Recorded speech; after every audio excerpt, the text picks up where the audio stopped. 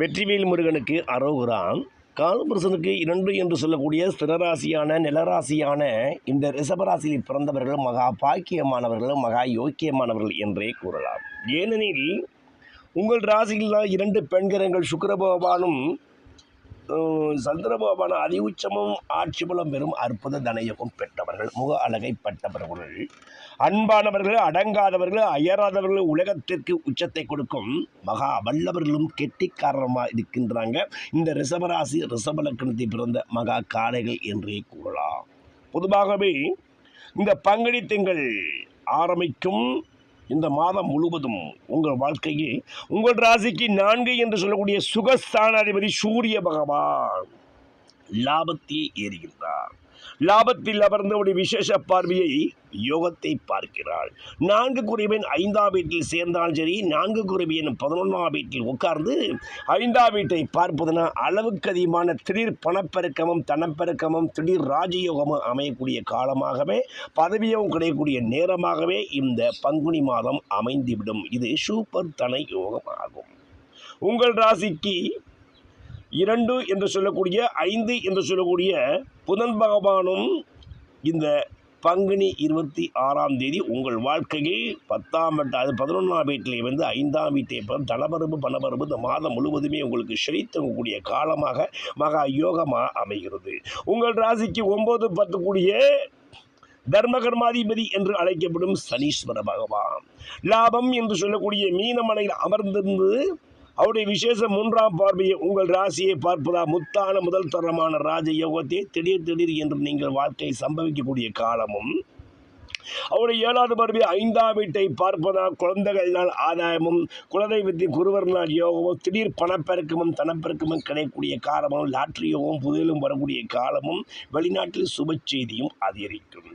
அவருடைய 10வது பார்வை உங்கள் ராசிக்கு 8ஆம் வீட்டை பார்ப்பதால் மறைமுக வழி வருமானம், லாட்ரி வருமானம், உயில் வருமானம், திடீர் பணப்பெருக்கம் தனப்பிராப்தி ஏற்பட்டு நீங்கள் திடீர் புதிலையும் கிடைக்கக்கூடிய காலமெல்லாம் பல ரிஷபராசிக்கு அமையப் போகின்றது. சகோதர சகோதரிகளே, உங்கள் வாழ்க்கையில் 8க்கு 10 கூடிய குரு பகவானே 2ஆம் வீட்டில் அமர்ந்து தனப்பெருக்கத்தை தடை செய்வதால் அவருடைய பார்க்கும் இடமான 5ஆம் இடம், 8ஆம் இடம், 10ஆம் இடம் அரசாங்க வழி ஆதாயத்தை அதிகரிக்கக்கூடிய காலமாகவும், கடன் பெருகக்கூடிய நேரமாக இருந்து தொழிலில் அபரிதமான தலைவரவை பெறக்கூடிய நேரமாகவும், ஒரு தொழில் நிறுவனருக்கு நீங்கள் கடன் வாங்கி அதை எக்ஸ்பென்ஸ் பண்ணக்கூடிய நேரமெல்லாம் இந்த குரு பகவான் உங்கள் வாழ்க்கையை செய்து விடுவார்.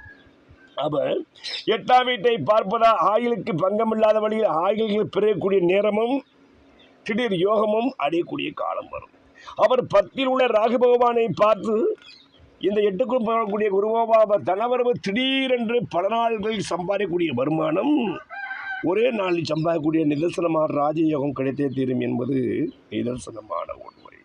பிரியமானவர்களே, உங்கள் வாழ்க்கையில் உங்கள் ராசியாதிபதியாகவும் 6 கூடிய சுக்கிர பகவானே 12ஆம் வீட்டில் மறைந்து உங்கள் வாழ்க்கை 6ஆம் வீட்டை பார்ப்பதால் கெட்டவன் கெட்டில் கெட்டில் ராஜயோகம் என்று பங்குனி மாதமே உங்களுக்கு வருவது ராஜயோகமாய் மாறும்.